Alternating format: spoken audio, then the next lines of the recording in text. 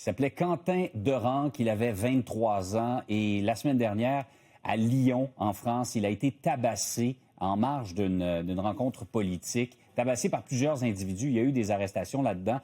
Et, évidemment, c'est un militant d'extrême droite. Les accusés seraient d'extrême gauche.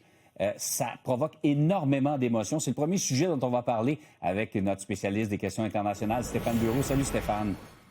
Bonjour, Jean-François. Alors, vraiment, la gauche et la droite là, sont en plein débat. À couteau tiré. Ah oui. C'est plus qu'un débat, c'est à couteau tiré. Ouais. Je le disais chez Mario ce matin en compagnie d'Alexandre.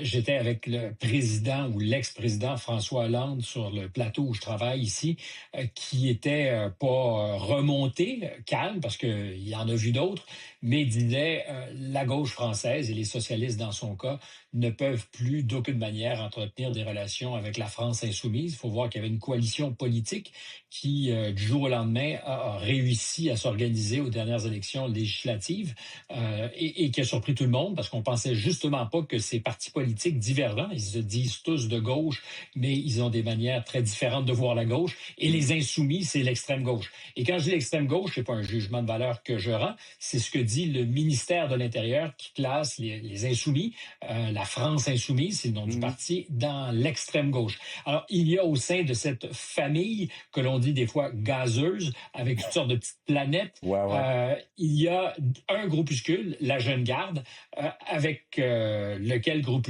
le patron du parti, Jean-Luc Mélenchon, reconnaît qu'il y a des liens. Alors, c'est pas une émanation du parti, mais il y a des liens, c'est la même famille, il parle de ses camarades, et c'est cette Jeune Garde qui était à la manœuvre jeudi dernier. Tu l'as dit, ça s'est passé à Lyon. Des manifestants étaient venus troubler, peut-être, avec une banderole déployée à Sciences politiques à l'université, une conférence présentée par une députée européenne insoumise, Mme Hassan, et il y avait quelques garçons qui accompagnaient les filles qui manifestaient pour les protéger si ça devait mal tourner. Force est de constater que ça a mal tourné. Il y a eu en amont et après des échauffourées entre des groupes de cette Jeune Garde à gauche et, disons-le aussi, des groupes plus à droite, sinon certains diront à l'extrême droite. Alors, le jeune Quentin, aucun antécédent judiciaire, jamais arrêté pour quoi que ce soit. On dit un étudiant en mathématiques qui a un profil, disons, pas doux comme un agneau, mais qui est certainement arrangé dans les mouvements de droite. C'est là que son cœur était, très catholique. Et lui avait proposé d'être là, effectivement, pour protéger les filles en cas de coup dur. Je reviens là-dessus parce que le contexte compte. Et derrière, on se met à se poursuivre dans les rues. Et Quentin, ainsi que deux autres, sont vraiment encerclés. Et là, c'est vraiment une meute. Les images sont troublantes. Elles sont vraiment troublantes parce qu'on a des images qui ont été tournées par des téléphones. Et Quentin est battu, lynché à mort. Donc, il est mort 48 heures après cette échauffourée à l'hôpital. Plusieurs personnes ont été arrêtées. Ce qui est troublant, 2 adjoints parlementaires d'un député de la France insoumise, donc de ce parti de gauche qui a des relations avec la Jeune Garde. Pour autant, on ne sait pas ce que seront les conclusions, mais on est convaincu qu'un de ces adjoints parlementaires a été vu, un autre aussi. Pour l'instant, on ne dit pas s'ils participaient au lynchage, ça compte. Ils font partie des personnes arrêtées. Et puis aussi, un ancien stagiaire du même député. Donc, sur une poignée de personnes arrêtées, 3 liées à un député qui siège à l'Assemblée nationale. Essaie d'imaginer la configuration au Québec, toi. S'il fallait qu'un député, quel que soit le parti, je te laisse choisir, se retrouvait dans une situation où 3 personnes avec qui il travaille, un ancien stagiaire et 2 adjoints parlementaires, sont arrêtés parce qu'ils aurait battu à mort quelqu'un dans une manifestation. Ça dit tout ça quelque chose de la situation explosive de la politique en France, des rapports entre les extrêmes. On pense chez nous qu'on est divisé. Il faut venir faire quelques jours ici en France pour prendre la température de l'eau. Il y a des élections municipales dans 3 semaines qui annoncent derrière le cycle présidentiel. Et c'est là que les choses vont probablement s'accélérer et que plusieurs disent qu'il faut que la tension redescende. Absolument. Parce que des morts, il y en a déjà eu, et il y a déjà des groupuscules de droite qui ont frappé durement et tué des gens.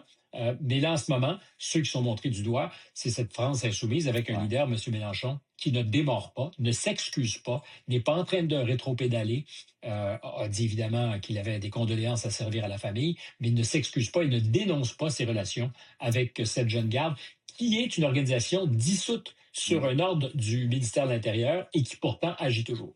Quand même, hein, cette polarisation-là est C'est fou. allée très, très loin entre la gauche et la droite.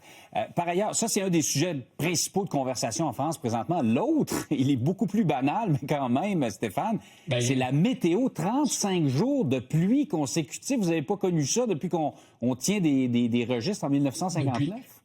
Alors, je te parle, moi, la scène, là, je la vois du coin de l'œil. OK. Et elle est haute comme elle l'a pas été depuis longtemps. Du côté rive gauche, on est à peu près à 1 centimètre de débordé sur les quais.